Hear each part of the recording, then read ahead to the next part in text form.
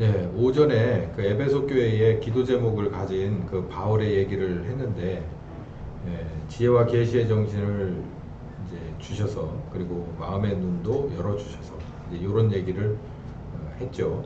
그렇게 해 주셔야 바울이 의도하는 그 교회라고 하는 것, 하나님의 인간에 대한, 그리고 전 우주에 대한 해법이시죠. 이 과정을 거쳐야 사실은 하나님이 안식에 들어가시거든요. 이 생에 종말이 오고 그래야 되기 때문에, 이거는 하나님으로서도 이렇게 지연시키거나 유보하거나 아니면 생략하거나 할 수 있는 일이 아니에요. 그래서 어떻게 보면 우리 그 개개인들이, 그때 120명의 사람들이나 우리나 그냥 평범 미만의 사람들인데도 희망이 있는 것은 이게 하나님의 계획에 들어가 있는 거라서, 이걸 뭐 축소시키거나 변경시키거나 하실 수 없어요. 그렇기 때문에 교회를 통해서 하나님이 그 거룩하신 사역을 다 이루신다는 것에 관해서는 우리에게는 정말 절호의 기회죠. 우리 같은 사람에게는 절호의 기회인 거예요. 그래서 이제 에베소 교회 사람들은 천차만별의 인종과 언어와 또 문화, 교육, 생활 방식, 어쩌면 그 기본 종교가 유대교를 비롯한 그런 쪽이 아니었을 수도 있는 사람들에게 교회라고 하는 전 우주적인 하나님의 거룩하신 계획에 관해서 얘기를 하려고 하다 보니까 말로는 안 된다는 것을 절감을 하고, 감옥에서 특히나 더 무슨 말을 하겠어요. 그래서 가장 핵심인 교회는 이렇게 이루어집니다. 그리고 그 가운데서 하나님의 능력은 이렇게 강력하시고 의지가 확고하십니다 라는 얘기를 하고, 내가 지금까지 얘기한 이것이 여러분에게 있어서 이해가 되고 깨달아져서 여러분에게 많은 변화가 있길 바랍니다 라고 하면서 이 기도 제목을 얘기를 한 것이 굉장히 중요하다. 그게 첫 번째 게 지혜와 계시의 정신인데, 마음의 눈도 마찬가지지만 이거는 누군가가 얻어내는 것이 아니다, 연습하는 것이 아니다, 하나님이 주시는 거다, 이렇게 말하고 있다는 것을 얘기했고, 하나님이 주시는 지혜와 세상의 지혜는 다르다. 세상의 지혜는 결과적으로 자기의 의도와는 상관없이, 그리고 세상에서 가르쳐주는 결론과는 상관없이 그 반대, 편벽되거나 거짓되거나 시기, 다툼, 이런 결과가 날 수밖에 없다. 근데 하나님의 지혜는 사람들이 봤을 땐 참 우습고 한심하지만, 하나님의 지혜는 십자가죠. 핵심은. 그렇지만 이런 어마어마한, 세상에서도 하나님에게도 영광스럽고 소중한 열매들이 맺게 되는 거다. 이 지혜에 관한 얘기를 오전에 마지막으로 했습니다. 그래서 하나님으로부터 온 지혜가, 여기 보니까 지혜와 계시의 정신을 하나님이 주셔서, 그러니까 하나님이 주시는 지혜가 세상에서 그리고 또 세상에서 공부해내는, 훈련해내는 그런 지혜가 아닌 하나님의 지혜가, 어떤 지혜? 열매가 아주 하나님이 원하시는 좋은 열매가 맺히는 그런 지혜가 여러분에게 있었으면 좋겠습니다. 하나님이 주셔서 여러분에게 있었으면 좋겠습니다. 이 얘기를 한 거죠, 바울이. 두 번째는 계시의 정신인데요. 계시도 마찬가지입니다. 말 그 자체가, 계시라고 하는 것은 본인 스스로 깨달아내는 게 아니라 상대방이 자기를 드러내 보여주는 것을 계시라고 하죠. 그래서 이 교회에서는 계시라고 한다면 하나님이 당신을 세상에 보여주시는 것을 말해요. 그래서 신학에서 그 성경을 뭐라고 말하냐면은 직접 계시와 간접 계시의 입장에서 성경을 말을 하고 있는데, 여기 히브리서 1장 1절에서부터 3절까지 보면 하나님이 당신을 드러내시는데 직접 드러내시거나 간접적으로 드러내시는 이 문제에 관해서 여기 잘 얘기하고 있어요. 옛적에는 선지자들과 여러 부분과 모양으로 우리 조상들에게 말씀하셨다는 얘기가 자기를 드러내셨다는 얘기예요. 계시하셨다는 얘기예요. 하나님이 하나님의 정체를 드러내 보여주지 않으면 우리는 알 수 있는 방법이 없거든요. 그래서 이런 방식으로, 그러니까 이거는 간접적으로 드러낸 거죠. 간접적으로 드러낸 방식이 있고, 그리고 이 모든 날 마지막에는 아들을 통해서 드러냈어요. 그러니까 아들을 통해서 직접 드러낸 겁니다. 그래서 선지자 등등을 통해서 드러낸 것은, 아버지가 자기를 드러내신 것은 간접 계시고, 아들과 성령을 통해서 우리에게 드러내신 것은 직접 계시를 하신 것이다. 그래서 뭐 간접이니 직접이니가 뭐 중요한 건 아니고, 하나님이 당신을 드러내시는 방법이 그렇다는 거예요. 그래서 하나님이 당신을 드러내시는 방법이 사람이나 아니면은 세상의 만물이나 아니면 돌판에 쓰여진 그런 그 율법이나 이런 식으로 하는 거는 간접이고요. 당신의 아들이나 당신의 영을 통해서 우리에게 직접 보여주시는 것은 직접 계시예요. 그러면 지금 우리는 이 두 가지를 망라해서 돌아다니거든요. 그래서 간접 계시를 받아서 하나님을 이해하고 깨달을 수도 있고, 직접 계시를 받아서 이해하고 깨달을 수도 있는데, 예수님은 무엇을 말씀하셨냐면 성령님을 통한 직접 계시를 말씀하셨어요. 그래서 간접 계시도 중요한데, 그보다 더 중요한 건 아들을 통한, 그리고 아들의 영을 통한 직접 계시, 하나님 아버지를 드러내주는 그 계시를 통해서 우리가 배울 필요가 있다는 거예요. 그러니까 이 두 가지 얘기를 정리를 해보면 무슨 얘기가 되냐면, 지혜와 계시의 정신은 전적으로, 이게 쉬운 얘기입니다. 하나님이 그 사람에게 무엇이 이해가 가도록, 바울이 이렇게 보여줬던 아버지 하나님의 설계도인 교회가, 그리고 그 교회가 위치하는 세상이 얼마나 부패했고 얼마나 문제가 있으며, 이 부패한 곳에 교회가 들어가서 어떤 영향을, 어떤 결과를 내는지, 이렇게 계획하신 아버지는 얼마나 위대하시고 그 힘은 강력하신지, 요거에 대해서 알 수 있는 방법은 딱 하나다. 하나님이 하나님의 지혜를 통해서, 하나님이 지혜를 주셔서 저 사람에게, 그러니까 지혜라는 건 뭔지 다 X예요. 실체를 몰라. 뭐라고 정의할 수가 없어요, 지혜는. 더군다나 하나님이 주는 지혜는 뭐라고 얘기할 수가 없습니다. 근데 결국은 뭐를 알게 되냐면 하나님을 알게 된다는 거예요. 하나님이 지혜를 주시면. 그러니까 여러분이 뭐든지 간에, 직접이든 간접이든 간에 하나님을 좀 알 수 있는 기회가 됐다, 그러면 여러분은 하나님으로부터 지혜를 얻으신 거예요.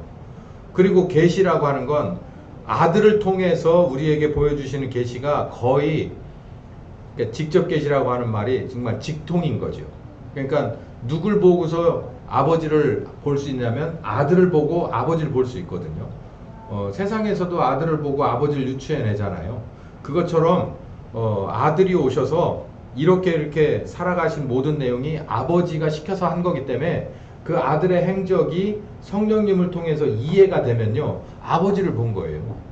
그러니까 아버지가 어떤 계획을 하고 있는지를 공감할 수 있는 건 지혜와 계시의 정신, 하나님 아버지가 저 사람에게 직접 자기를 보여주시든지 아니면 지혜를 주셔서 깨닫게 하시든지 하나님을 좀 더 알게 하는 방법밖에는 없다는 거죠. 그러니까 저도 여러분에게, 그래서 한 걸음 물러서고, 뭐 지금도 제 막 울컥하는 성격이 없어진 건 아니지만, 그래도 어떤 때는 막 이거 이렇게 해야 되는데 왜 널 못 따라오는가 라고 생각하다가도, 이 말씀을 계속 생각해 보면, 바울도 에베소 교회를 얼마나 소중하게 생각하고 어떻게 하려고 끌어가려고 노력하고 그 계획에 맞춰서 잘 했지만, 어느 정도 선이 돼서 이게 따라오지 못하는 걸 보고 바울은 한 발 물러서서 하나님의 지혜와 하나님의 계시의 정신이 저들에게 들어가야만 된다라는 것을 깨달은 거죠. 그래서 이 편지를 쓴 거예요. 그러니까 감옥에서 할 수 있는 최선이에요, 이게. 그러니까 감옥이 아니지만 저도 여러분과 같이 있지만, 여러분에게 해드릴 수 있는 최선은 제가 이 기도 제목을 놓고 이게 이루어질 때까지 기도하는 방법밖에 없는 거예요. 여러분에게 이제는 하나님이 주신 지혜가, 그리고 하나님이 주시는 계시가 모두에게 다 달라요. 모두에게 다 다르지만 그게 여러분에게 어느 순간 오기 시작해서 여러분의 많은 것들이 바뀌는 수밖에는 없다. 그렇지 않으면 하나님의 교회는 제대로 이루어지지 않는다라는 것을 아는 거죠. 예. 자, 이제 두 번째는 마음의 눈인데, 이 마음의 눈이라고 하는 건 두 종류의 눈이 있습니다. 이 육안이라고 하는 건 육안으로 식별이 돼요? 이런 얘기 하잖아요. 우리 가진 눈이에요. 그리고 심화는 허준이라고 하는 사람을 설명할 때 심의라고 얘기하잖아요. 그래서 마음을 이렇게 공감하고 마음도 고쳐주는, 마음으로부터 치료를 찾는, 원인을 찾고 치료해주는 그런 의사다. 뭐 그래서 심의 뭐 이렇게 얘기했듯이 우리 마음에도 눈이 있다는 겁니다. 그래서 시각신경 가지고 정보를 처리하는 것은 눈이 육안이고, 마음을 통해서 들어오는 그 정보를 처리하는 건 이 심한 마음의 눈인데요. 마음으로 들어오는 정보를 이렇게 마음의 눈을 통해서 들어가요. 여기 시각을 통해서 들어오는 게 이 눈을 통해서 우리에게 정보가 들어가듯이 그런 겁니다. 그래서 우리들의 눈을 밝혀요. 마음의 눈을 밝혀주신다면, 그러니까 육안으로 우리가 정보를 받을 수 있는 건 3차원 세계에 빛이 반사돼서 들어오는 걸 받을 수가 있죠. 근데 마음으로는요, 이 빛이 들어오는 거가 아니고 하나님의 빛이 들어오는 거예요. 그러니까 전혀 성질이 다른 빛이 들어오는 건 열로 되는 게 아니라는 거죠. 그러니까 전혀 다른 빛에 관한 얘기를 이걸로 하고 여러분에게 이걸로 해줘도 여러분의 마음으로 들어가지는 않는다는 거예요. 그래서 율법의 선생이 그렇게 절대적이지 않다는 게 그냥 필요한 활주로 역할을 해줄 뿐이지, 실질적으로 이제는 이륙하고 뜨는 것은 그 개인과 관제탑과의 일이듯이 마찬가지로 여러분도 제가 글을 중심으로 그리고 말을 중심으로 여러분을 가르쳐 주는 데는 한계가 있어요. 이제 더 이상은 없고 여러분에게 누가 이제 빛이신 하나님과 진리이신 하나님의 영이 여러분의 마음의 눈을 통해서 들어가는 뭔가가 있어야 돼요. 정보가. 그걸 우리는 깨달아진다 이렇게 표현을 하죠. 근데 이 육안과 똑같이 말하면 하나님 쪽에서 오는 정보가 무엇을 통해서 우리에게로 들어오냐면 마음의 눈을 통해서, 우리들의 육안을 통해서 세상의 정보가 들어오듯이 마음의 눈을 통해서 들어간다라고 우리들도 표현을 하고 바울도 그렇게 표현을 해놓은 거예요. 그러니까 마음의 눈을 통해서 들어가는 건 이 세상의 시각적인 정보가 아닌 다른 정보가 마음을 통해서 들어가는데, 여러 가지가 들어갈 수 있죠. 지혜도 세상의 지혜가 있고 하나님의 지혜가 있듯이 마음의 눈을 통해서 들어가는 게 독서나 영화나 뭐 이런 걸 보면서 마음을 움직이게끔 하는 뭔가 들어왔구나, 뭔가 깨달음이 들어왔구나 라고 하는 게 있을 수 있지만, 그런 것 가지고는 뭘 못 깨닫냐면 교회가 뭔지는 깨달을 수 없다는 거예요. 신자가 뭔지도 깨달을 수가 없고, 우리의 사명이 뭐고 하나님의 힘이 어떤 힘을 가지신 분인 것도 이해가 안 돼서 마음의 눈을 넓혀서 아래와 같은 것들이 하나님으로부터 여러분의 마음의 눈을 통해서 여러분에게 들어가서 알아지고 그러니까 깨달아져서 여러분의 많은 것들이 바뀌어지길 바랍니다 라고 얘기하는 것 뿐이에요. 그러니까 인간 선생으로서는 이게 굉장히 애달픈 소리입니다. 네. 그 송사가 있고 답사가 있죠. 이게 졸업시키는 거예요. 이게 바울이 에베소 교회를 졸업시키는 얘기예요. 이게 그냥 인간 선생님이면 니네 구구단 다시 해와, 그리고 공식 다시 해와, 그리고서 하나씩 풀어와, 그래가지고 앞에서 시키고 시험 보고 이렇게 다시 하겠지만, 이제는 그런 일로 인해서, 그렇게 교육함으로 인해서 이 학생들을 더 이상 가르칠 게 아니다라는 것을 아는 거죠. 그래서 다른 선생님에게 맡겨주는 선생님의 답사예요. 답사. 졸업 답사, 이게.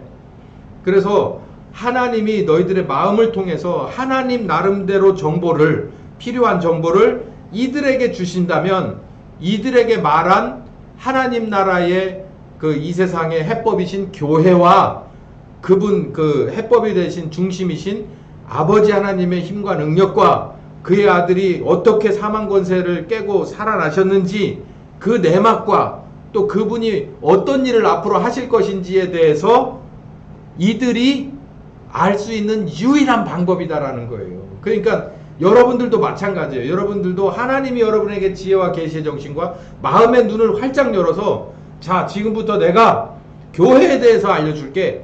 그리고 머리 대신 예수의 권세와 능력에서 알려줄게. 그리고 이 하나 돼서 하는 일이 뭐라는 걸 알려줄게. 이게 얼마나 소중한 일이고 위대한 일이고 그리고 거룩한 일인지 너희들이 판단해라. 그리고서 정보를 주셔야 여러분의 마음의 눈을 통해서 들어오는 정보를 주셔야 여러분이 교인으로서 조인을 할 건지 아니면 포기하고 스톱을 할 건지 그걸 결정할 수가 있기 때문에 바울의 에베소서는 사실은 여기에 초점이 있는 거예요. 처음엔 모르는 거지. 교회가 뭐라는 걸. 그래서 교회는 이런 겁니다. 그러나 이들이 나와 같이 교회가 최고다, 최고. 이거 아니고서는 해법도 없고 여기에 내가 어떤 일 직임자로 내가 임명을 받았다는 게 얼마나 이게 소중한 일이고 영광스러운 일이냐 라고 얘기할 수 있을 정도 수준이 되려면 결국은 하나님이 이들을 깨닫게 해주고 이해가게 해주셔야만 할 수 있는 일이다라는 거죠. 그래서 이제 다 나왔습니다. 다 나왔는데 그래서 요점은 하나님이 여러분에게 주셔야 되는 거라는 걸 알았으니까 이제 여기에 대한 세부적인 건 언제 다음 기회에 좀 더 하기로 하고요. 여러분이 해야 될 건 뭐냐면 요구를 해야 돼요. 이게 참 절묘한 게 뭐냐면 하나님이 주시니까 그러면은 하나님 주세요 그러고 입 딱 벌리고 감나무 그 떨어질 때쯤 그 근처에서 이렇게 하고 진치고서 기다리면 되겠네. 그게 여러분이 지금까지 해오신 일이에요. 네. 근데 이제는 그럴 때가 아니에요. 그럴 수 있는 때가 아니고 이 누가복음 11장과 마태복음 7장은 비슷한 얘기가 있어요. 근데 제가 누가복음 11장을 왜 발췌를 먼저 해놨냐면 구하라 주실 거다라고 하는 얘기를 쭉 했거든요. 그러면서 한번 집에 가서 요 앞뒤는 읽어보시고 여기 보면 요것만 읽어봐요. 시작. 너희가 악할지라도 좋은 것으로 자식에게 줄 줄 알거든 하물며 너희 천부께서 구하는 자에게 뭘 주실 줄? 성령을 주시지 않겠냐라고 얘기한 데는 여기밖에 없어요. 뭘 구하라? 성령을 구하라. 그러니까 예수님이 요한복음에 그렇게 얘기했듯이 우리들의 사실상 모든 해법은 우리 개인의 해법은 성령님이에요. 모르는 거 알게 해주고 깨달아지지 않는 거 깨닫게 해주는 분은 누구냐면 약속하신 성령밖에 없어요. 그건 보혜사 성령이에요. 또 일할 때도 결국은 함께 하셔서 우리를 지휘하시고 권세와 능력으로 우리를 통해서 함께 하시는 분은 성령님, 오순절 성령님 뿐이에요. 그러니까 성령님을 구하는데 여기 보면은 어떤 얘기가 나오냐면 떡을 구하는데 떡 좀 꿔다고 라고 얘기를 하는 거예요. 갑자기 저녁 때 누가 왔냐면 이렇게 저녁 때 이제 깜깜해졌는데 친구가 자기네 집에 왔대요. 그러니까 친구가 굶고 왔어. 그러니까 뭔가 대접을 해야 되겠는데 마침 자기들이 먹을 게 하나도 없어요. 그러니까 옆집에 떡이 좀 있는 집이 항상 밥을 좀 남게. 그러니까 가가지고서 한 11시쯤 됐는데도 문을 두드려. 두드리면서 아이고 찬밥 좀 있으면 좀 줘. 그러니까는 이 사람아 지금 몇인 줄 알고 이런 얘기가 여기 써 있는 거예요. 비유로. 그래도 이제 내려와 이 사람아. 있어도 보죠. 그러고서 잠을 깨우고 지랄이야! 그러고서 그냥 들어갔어. 그래도 가만히 그냥 돌아서서 와보니까 자기 엄청 친한 친구가 이대로 공복으로 잠을 재울 수가 없어. 너무 먼 데서 와서 배고프고 목마르고 안 되겠어. 그래서 염치불구하고 또 뭐 한다는 거예요. 이 사람아 그러지 말고 기왕에 잠 깬 거 밥 좀 주워봐. 그리고 반찬 좀 있잖아. 어제 먹다 남은 거 있잖아. 우리 그것 좀 줘. 그러니까 이 사람 그러면서 빨리 줘. 그러니까 가만히 생각하니까 이거 계속 와서 두들기겠네. 그러니까 얼른 주워서 뭐 하자. 보내자. 요 얘기가 여기 써 있는 거예요. 있을 법한 얘기예요. 그러고 확 따기를 때려버린다고요? 그럴 처지는 아니고 하여간 아는 처지인데 있는 줄 뻔히 알고 그 내놓으라고 하는데 안 줄 수 없으니까 야 좀 늦었으니까 내일 가져가라. 야 이 사람아 내일은 나도 밥 하면 되는데 지금 좀 다고. 그러니까 서로 힘든 시간인 줄은 알지만 그러나 내가 이 굶은 사람을 이렇게 먹여야 될 만한 게 더 크다면 염치를 불구하고 뭐 해야 되는 거예요? 줄 때까지 달려붙어야 되는 거 니네 가끔 있잖아. 요 말을 하시면서 아버지한테는 그럴 필요도 없다. 그냥 무조건 내놓으라고 해라는 거예요. 내놓으라고. 뭐 했으니까? 약속했으니까 내놓으라고. 그거는 뭐 여기 말 하나 마나 해야 되는 거죠. 약속했으면 달라고 하는 거예요. 주로 여기 충청도 분들이시잖아요. 충청도 분들은 이렇죠. 좀 주세요. 그러면 내놓으셔. 엄마 내놓으래. 그러면 가요. 내놓으란다고 내놓아 빨리 가 달라 그래. 그 엄마가 또 달라 그래요. 그러니까 내일 와. 그러면 엄마 내일 오래. 왔다 갔다 이게 성격이 그렇지만 이 문제는 그럴 수가 없어요. 이 문제는 왜냐하면 약속하신 것도 약속하신 거지만 이 문제가 해결이 안 되면 우리들의 가장 중요한 게 진척이 없어요. 진척이. 그러니까 우리들의 이 수준이 진척이 없어요. 목사님 뭐 우리가 뭐 해서. 그러니까 여러분이 비전을 보고 하나님이 주시는 뭔가가 있어야 여러분의 비전을 보고 여러분의 일이 얼마나 가치 있는 일이 눈앞에 있다는 걸 알아야, 그러니까 바울도 오죽했으면 이 얘기를 했겠습니까? 그래서 제가 이 말씀을 하면서 막 피가 막 솟구쳐서 이거를 막 할 때 혼내면서 해야지라고 생각했는데 그러면 안 되겠고, 예, 이게 이런 말씀이 있어요. 약속이 있으니까 구하고 찾으라. 그러면 야, 니네들끼리도 나쁜 것으로 안 줄 건데 자식이 뭘 떡을 달라 그러면 응? 돌덩어리를 주고 자식이 생선 달라 하는데 전갈 주겠냐? 요 얘기는 이제 마태복음 7장에 나오죠. 그것처럼 니들이 별로 그렇게 착한 부모는 아니지만 자식이 달라 그러면은 그 정에 이끌려서 좋은 것으로 주지 않냐? 여기 좋은 거가 뭐냐면 여기 성령님이라고 얘기 나오잖아요.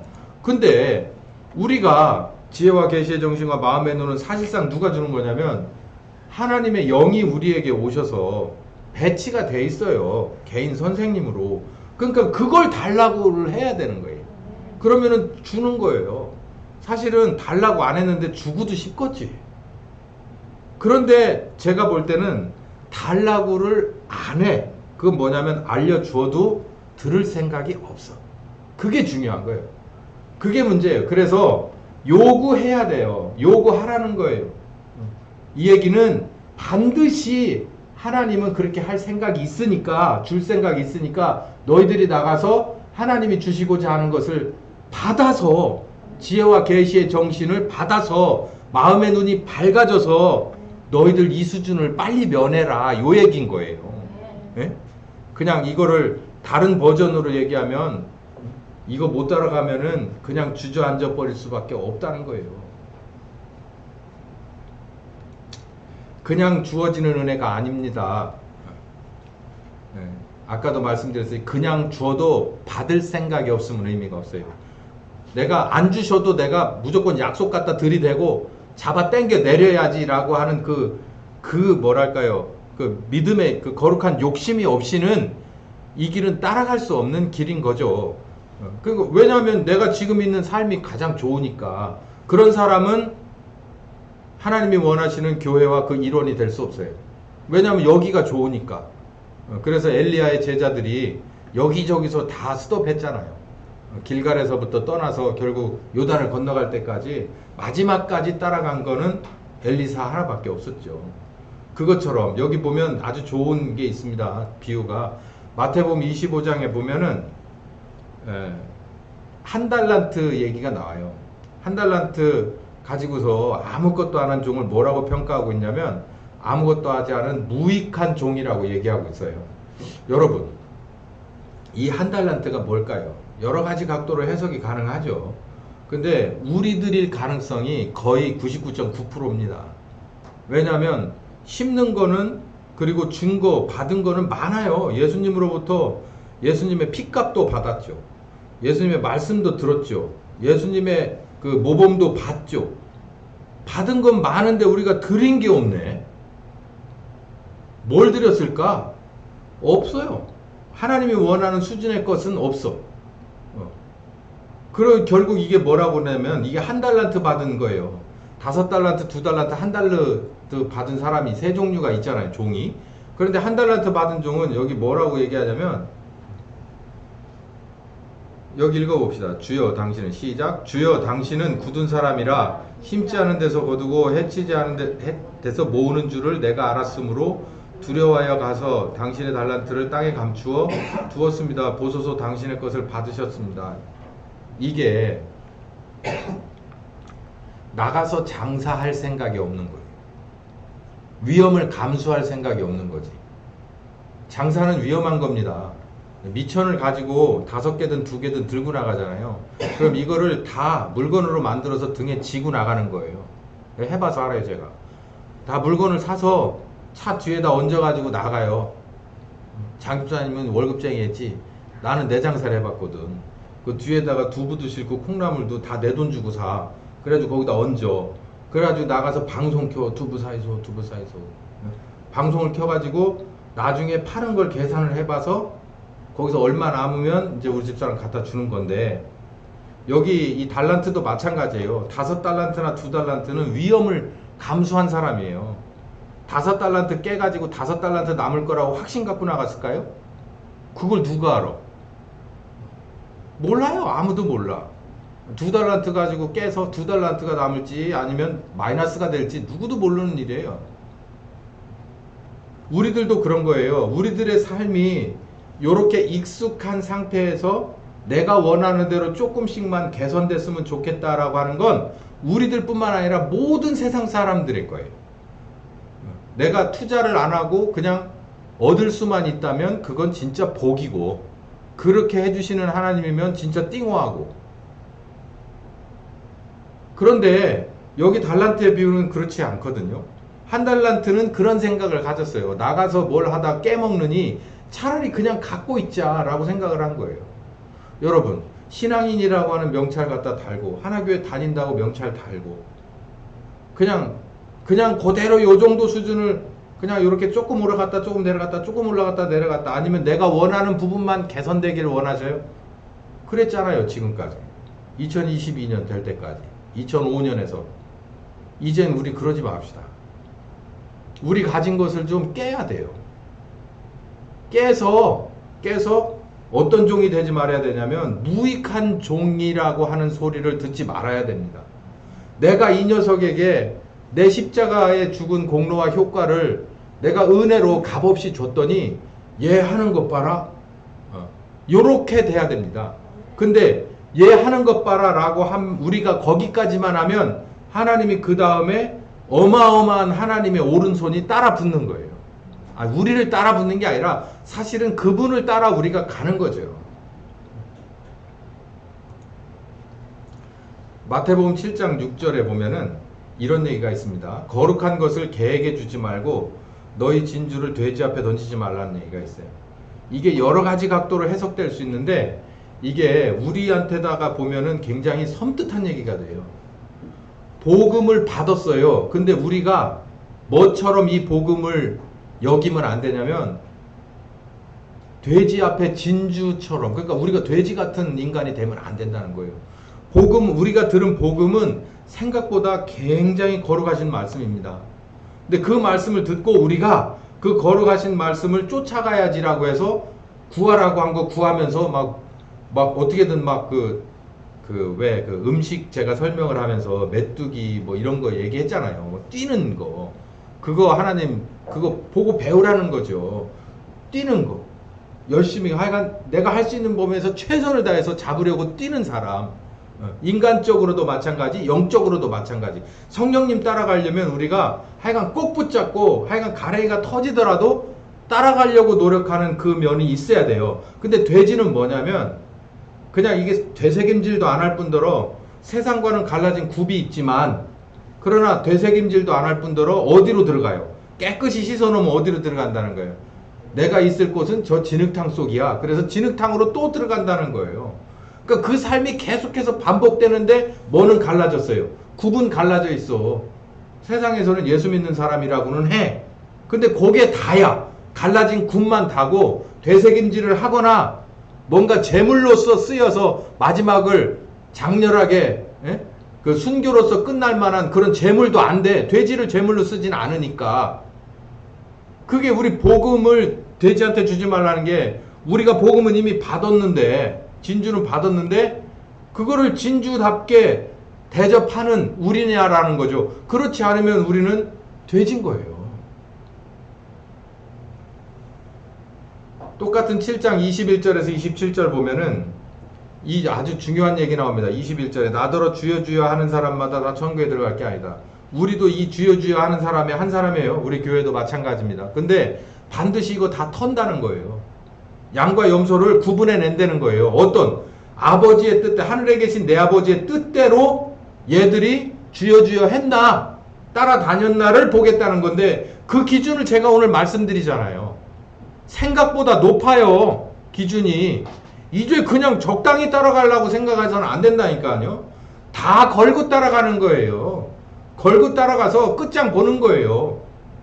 제 용어로 오직 성령이 너희에게 임하시면 너희가 권능을 받고 성령님 따라서 예루살렘, 유다, 사마리아 그러니까 모든 목적이 다 바뀌어야 되는 거예요. 인생의 목적이 성령 따라다니는 목적으로 바뀌어요. 성령 따라다니려고 여러분은 아침 먹고 점심 먹고 저녁 먹고 성령 따라다니느라고 나이 먹고 그러다가 뭐 가는 거예요. 그 일 하다가 가는 거예요. 여러분의 인생의 목적이 완전히 바뀌어야 된단 말이에요. 여기 24절 보세요.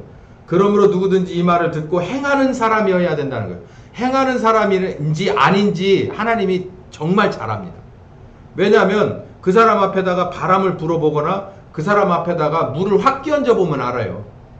바람이 불거나 물이 확 끼얹는 시험이 딱딱 쳐올 때 그거 그냥 와르르 쏟아지거나 그냥 떠내려가 버리면 이건 뭐 말할 것 없이 의미 없는 건데 여러분 우리 지금 코로나 이거 뭐 저기 해갖고 막 세상이 발칵 뒤집어져 가지고 교회가 얼마나 위축됐습니까? 이게 바람이고 이게 창수 아니면 뭡니까? 그러니까 지금 뭐 심지어 50% 봐요. 교회 완전히 주저앉은 거가 이거는 회복이 안 돼요.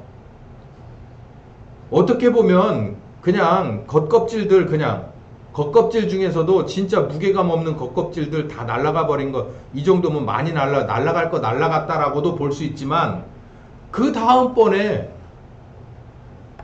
우릴지 어떻게 알아요? 우리는 계속 남아있게 될지 어떻게 합니까? 모르는 거죠. 누가복음 13장에 좁은 문으로 들어가기를 힘써라. 힘쓰라고 하는 게 무슨 얘기인 줄 아세요? 좁기 때문에 거길 들어가려면 막 하여간 애를 쓰고 힘써야 되는 것도 힘쓰는 거예요. 근데 여기 보면 그런 뉘앙스가 아니야. 왜냐면 더 읽어보면 뭐냐면 문이 금방 닫혀버리기 때문이라는 거예요. 예? 문이 닫히면 들어가고 싶어도 못 들어가니 지금 열려있을 때 수단과 방법을 가리지 말고 뭐 하라는 거예요? 그 문을 통과해내라는 얘기예요. 그러니까 우리에게 열려서 있는 문이 계속 열려있는 거 아니에요. 상시 개방되어 있는 거 아니에요. 내가 원하면 언제든지 문이 즈르륵 열려. 우리 교회 문은 원하면 여기서 나갈 때 슥 하고 열리잖아요. 안 열리면 고장난 거죠. 다 열리잖아요. 뭐 24시간 다 열립니다. 여기서 나가려고 하면. 그런 거라고 생각하면 안 돼. 교회를 이 좁은 문을 그렇게 가르쳐 주는 사람들이 있어요. 교회에서. 근데 저는 늘 그렇게 가르쳐 드립니다. 여러분에게 주어진 열려진 문이 그게 내일까지 열려져 있을 거라고 상상하지 마시라는 거예요. 그건 왜냐면 그 문은 누구 맘대로 열고 닫는 거예요. 내 맘대로 열고 닫는 문이 아니고 여기 주인이 따로 있다는 거예요. 그 문에 관한 주인이. 그러니까 우리들의 인생의 끝이 종말일 수도 있지만 우리들의 멀쩡히 숨은 쉬고 있는데 이게 은혜의 끝이 멀쩡한 젊을 때일 수 있습니다. 그건 제 마음이 아니고요. 여기에 보니까 문 주인의, 집 주인의 마음인 거예요.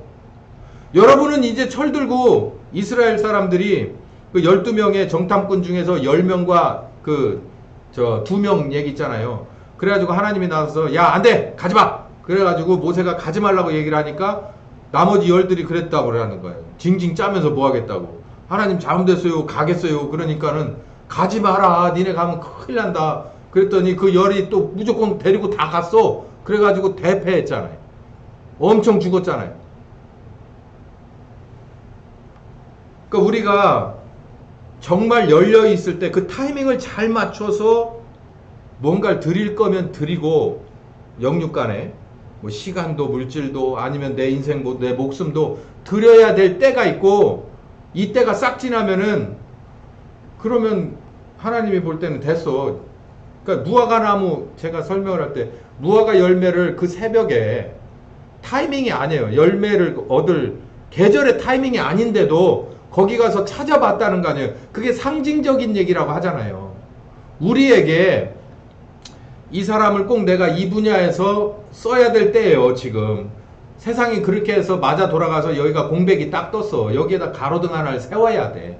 근데 이 가로등은 아무 생각 없이 그냥 딴 데 가서 딴 거 하느라고 정신이 팔려 있어.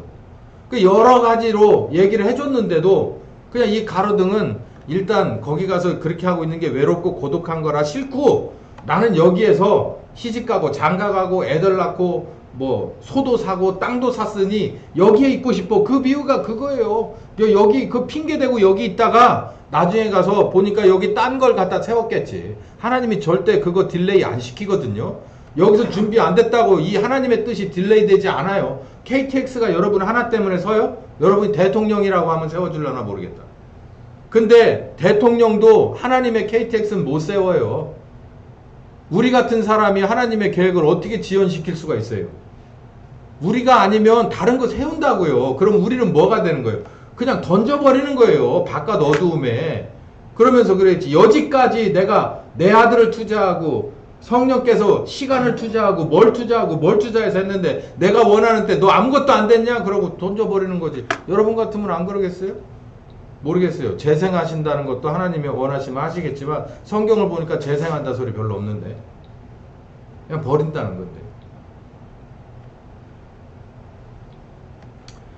제가 오늘 드린 말씀은 이제 여기 아마 또 다음 주에 혹시 더 밝혀주시면 지혜와 계시의 정신이 그리고 마음의 눈이 열려서 이 사람들이 뭐가 이렇게 바뀌어 갔는가, 에베소 교회 사람들이 뭐가 이렇게 바뀌어 갔는가를 다른 성경 말씀을 가지고 이 조합을 좀 맞춰서 드리려고 했는데 여기 준비는 다 됐는데 이걸 하게 되면 오늘 요 구하라는 말씀을 못 할 것 같아서 일단은 좀 접었어요. 요거를 다시 펼치게 되면은 또 자세하게 펼쳐 드리겠습니다. 그런데 제가 드릴 말씀은 사실 다 드린 것 같아요. 왜냐하면 성령께서 오셔서 여러분의 지혜와 계시의 정신과 마음의 눈을 열면 여기에 제가 할 설교를 여러분 성령님이 다 한 사람 한 사람에게 바꾸어 주시니까 이해가 가실 거예요. 제가 얘기를 안 해도 이런 게 바뀌는구나. 그래서 내 눈의 눈높이가 하나님의 눈높이와 얼추 맞아지는구나 라고 하는 것을 알게 돼요. 실증이 되는 거니까. 정리를 하면 하나님이 교회를 통해서 뭔가를 하시려고 하는 계획은 확고하십니다. 그 계획은 창세기 때부터 펼쳐진 계획이고 아들이 십자가에 죽으시면서 실행에 옮겨진 계획이에요. 그 계획은 사람을 다시 만드는 계획인데 오직 교회를 통해서만 할 수 있습니다. 근데 그 교회에 꼭 필수 불가결한 요소 하나가 뭐냐면 사람이에요. 교인이라고, 교인. 그거를 성경은 지체라고 말하죠. 흔히 말하는 우리라고 보면 되는 거예요. 우리가 있어야 되는 거예요. 이게 참 절묘한 게 하나님이 우리라고 하는 티오를 만들어 놨어요. 우리라고 하는 티오를 안 만들어 놨으면 우리는 아무런 일을 할 게 없습니다. 근데 우리라고 하는 티오를 딱 만들어 놨기 때문에 하나님도 그 거룩한 계획을 다시 변경하실 수가 없어요. 그래서 우리에게 요구하시는 거예요. 그걸 바울은 미리 알고 있었죠. 그 사역자니까. 그래서 에베소 교회들을 처음에 토대를 놓으면서 이렇게 기둥을 세우고 이렇게 해서 어느 정도 조직을 다 만든 다음에 이제는 진짜 성령께서 오셔서 여기에 주인이 되셔서 마치 어디처럼 예루살렘의 교회처럼 안디옥의 교회처럼 이 에베소 교회도 이렇게 꾸려가셨으면 좋겠다라고 하는 마음을 가지고 여러 가지 무지한 애를 쓰다가 결국 감옥에 갇혀서 에베소 교회를 생각할 때마다 이 1장 그 초반부를 읽어보세요. 기도할 때마다 여러분을 향해서 기도합니다 라고 얘기했잖아요. 그 얘기는 마음이 거길 떠나지 않는다는 얘기예요.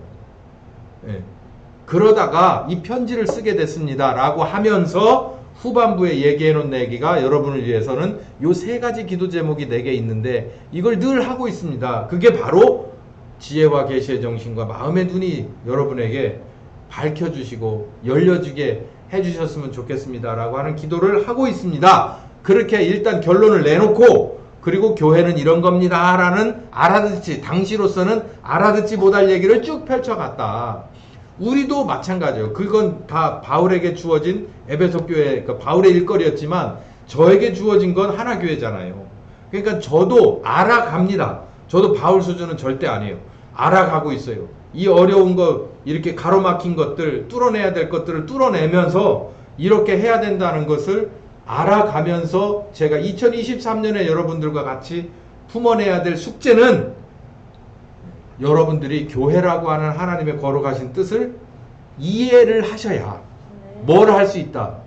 헌신을 하더라도 하고 아니면 그냥 더 배우겠습니다라고 그냥 주저앉든지 아니면 그냥 뒤로 물러가든지라도 할 거라는 얘기죠. 그렇지 않고서 제가 외치는 소리는 그냥 메아리 그냥 또 없이 그냥 사라질 얘기일 뿐이에요. 그렇게 되지 않게 하실 거라고 저는 믿습니다. 그래서 이 지혜와 계시의 정신과 마음의 눈이 열려지게 되길 바라는데, 여러분이 해야 될 게 있어요. 또 할 수 있는 일이 있어요. 그게 뭐라고요? 하나님 앞에 뭐 하라고요? 요구하라는 거예요. 요구하라는 건 여러분이 필요를 느낀다는 얘기예요. 여러분이 필요를 느끼면 그냥 아까처럼 주세요. 근데 내일 와라. 나 바쁘거든. 그러면 엄마 내일 오래. 이거는 필요한 거 아니에요.